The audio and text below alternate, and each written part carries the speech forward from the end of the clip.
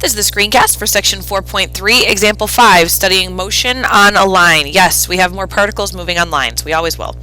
All right, so I did a lot of this work ahead of time because you've already seen how to take the first derivative. Basically, we have to find the velocity and acceleration and describe the motion of the particle.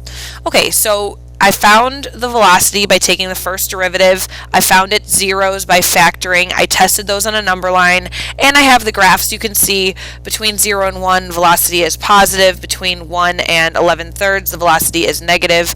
And from 11/3 to infinity, the velocity is then positive again. Then I took the derivative of velocity to find acceleration, found its zeros, tested that number line, and I got that the acceleration would be negative between 0 and 7/3 and then positive after 7/3. So now we just need to analyze what this means in terms of the particle's motion.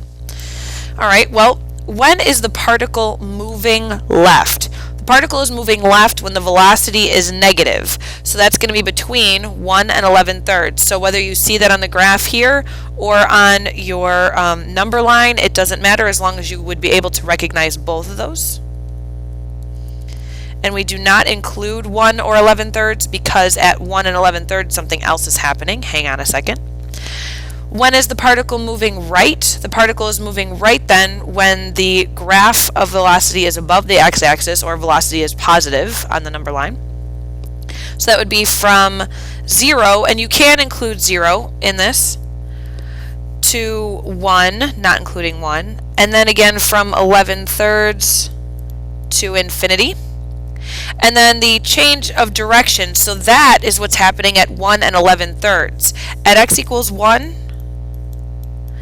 and 11/3, we have a change in direction of the particle. The particle is moving to the left, changes direction at 1, moving to the right, changes directions at 1, moving to the left, and then changes directions to move right again at 11/3.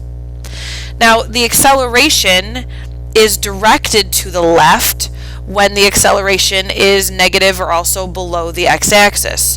So between 0 and 7/3, the acceleration is directed to the left, and we can include 0 in those intervals. The acceleration is directed to the right then from 7/3 to infinity, not including 7/3, because at 7/3 the acceleration is non-directional. For that instant, the acceleration isn't directed to the left or to the right. Then now try problem number 25. A particle is moving along the x-axis with position function x of t. Find A, the velocity, B, the acceleration, and C, describe the motion of the particle. So I'm going to find the velocity, and I got that the critical value here would be 2. To the left of 2, the velocity function is negative. To the right of 2, it would be positive. And we also end at 0 on this number line because it says that t has to be greater than or equal to 0. The acceleration is constant, so acceleration is always going to be positive. Acceleration will always equal 2. Now the v of t graph is pretty easy to sketch. 2 is the x-intercept, and then it's got a slope of 2, so it might look something like that. It's linear. And then a of t is y equals 2, so that's pretty straightforward. So now I can begin to describe the particle with the same categories I used in the last problem.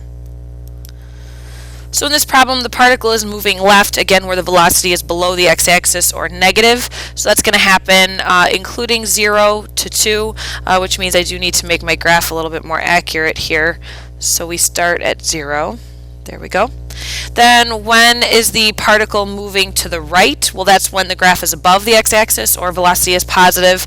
So that would be from 2 to infinity.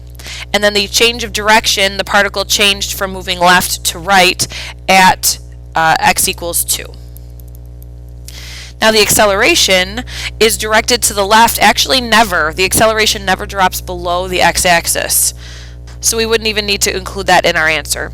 Acceleration is directed to the right always. Again, I need to make this more accurate by putting that from 0 to infinity. So I can include 0 in that to infinity, and there is never a non-directional acceleration. It's always directed to the right because it's always at a positive value of 2.